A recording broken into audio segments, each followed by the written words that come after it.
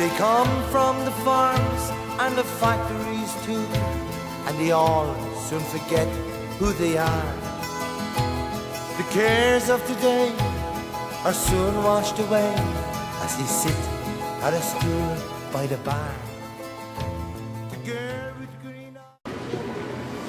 Okay, we're here because where the shopping centre is now used to be the Jervis Hospital. Come back to that in just a sec or two. Nobody, I'm pretty sure, nobody here and nobody you know remembers the name of a single scab from 1913. However, many of us do remember the martyrs, the people who were killed in that struggle. We remember James Nolan, a labourer from Spring Garden Street on the North Strand, who died in Jervis Hospital. I was speaking to his grandniece, who still lives in the North Strand, recently, and as she described it, the family memory of what happened. The police attacking people that night before the band meeting. James Nolan was on Eden Quay. The police came down battening people. He ran down towards Liberty Hall. By the time he got there, the doors had been closed. It was full of people sheltering from the police, and the doors had been closed. He ran across Butt Bridge. Or at the time, I think it used to be called Tara Street Bridge. But anyway, he ran across there. He was attacked by the police, beaten to the ground. According to the Commission of Inquiry into the deaths, the lockout afterwards, set up by the British administration, he was repeatedly battened around the head till his skull was caved in. However, he didn't die on the spot. He died in the hospital there. And his relatives at the time described it like this. When they went up to see him, including my great-grandmother and my grandmother, his head was all bandaged up and there was all blood under the bed and he died. Now the fact that there was like a pool of blood under the bed gives you an idea how little care was being given to the victims of that police riot.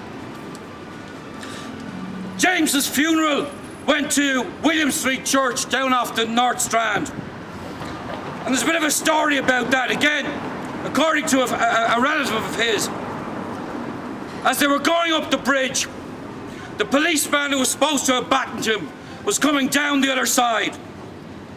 And the coffin hopped off the men's shoulders and rolled back down the bridge. Now, I don't think the coffin actually did hop off their shoulders. It's a bit Ghostbusters 2 for me. But apparently, the policeman who it was reckoned was responsible for Nolan's death was there on that day, jeering the mourners at the funeral. We also remember John Byrne from Gloucester Place off Railway Street, just down off the bottom of Talbot Street, who was also beaten by the police that night and died the following week from his head injury. We remember young Alice Brady, a 16-year-old member of the Irish Women Workers Union, who had been down to Liberty Hall to collect her food parcel, was making her way home.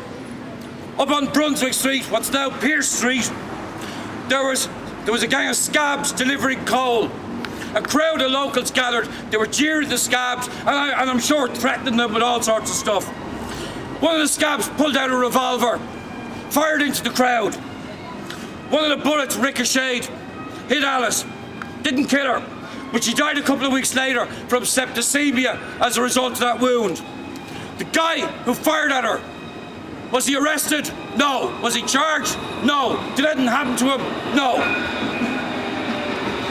We remember James Byrne, who was the secretary of the Bray and Dunleary Trades Council, and he was also the secretary of the local transport union branch out there. He was arrested and charged with intimidating a scab and remanded to Mountjoy. While there, he embarked on a hunger and thirst strike in protest at being denied bail. The British government eventually gave in and he was released on bail. However, due to the appalling conditions in the jail at that time and his hunger and thirst strike, he caught pneumonia and died 2 weeks after his release.